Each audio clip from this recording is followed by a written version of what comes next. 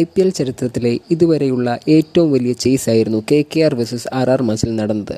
KKR അടിച്ചുകൂട്ടിയ 223 എന്ന കൂറ്റൻ score Jose ബട്ട്ലറിൻ്റെ one-man ഷോയിലൂടെ RR അത് മറികടന്നു. ടോസ് നേടിയ captain Sanju Samson bowling choose ചെയ്തു. KKRന് വേണ്ടി സുനിൽ നരേൻ ഒരു കിടിലൻ സെഞ്ചുറിയാണ് കാഴ്ചവെച്ചത്. നേടിയത് 56 ബോളിൽ 109 റൺസ്. അതിൽ 13 ഫോറും 6 സിക്സും ഉൾപ്പെടും. നരേന് പുറമെ അൻക്രിഷ് രഘുവംശിയാണ് ടോപ്പ് സ്കോററായത്. നേടിയത് 18 ബോളിൽ നിന്ന് 30 runs. Phil Salt 10 runs. Captain Shreyas Iyer 11 runs. Andre Russell 10 ബോളിൽ 13 റൺസ്. വെങ്കടേഷ് അയ്യർ 6 ബോളിൽ നിന്ന് 8 റൺസ്. റിങ്കു സിംഗ് 9 ബോളിൽ 20 റൺസ് നേടി പുറത്താകാതെ നിന്നു.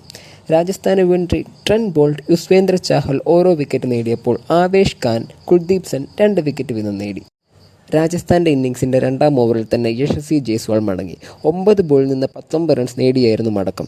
ക്യാപ്റ്റൻ സഞ്ജു സാംസൺ 12 റൺസ് മാത്രം നേടാനേ സാധിച്ചുള്ളൂ.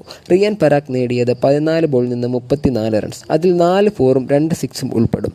റൺ റേറ്റ് മെയിൻറ്റെയിൻ ചെയ്ത് പൊക്കൊണ്ടിരുന്നപ്പോഴും വിക്കറ്റുകൾ ഓരോന്നോരോന്നായി നഷ്ടപ്പെട്ടുകൊണ്ടിരുന്നു. എന്നാൽ ഒരറ്റത്ത് ജോസ് ബട്ട്ലർ എന്ന അതികായ നിൽപ്പുണ്ടായിരുന്നു.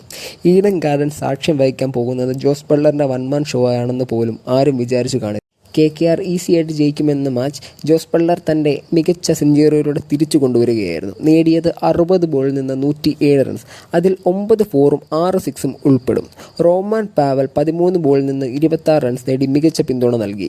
KKRന് വേണ്ടി വൈഭവ് അറോറ 1 വിക്കറ്റ് നേടിയപ്പോൾ ഹർഷിത് റാണ, സുനിൽ നരേൻ, വരുൺ ചക്രവർത്തി 2 വിക്കറ്റ് വീതം നേടി.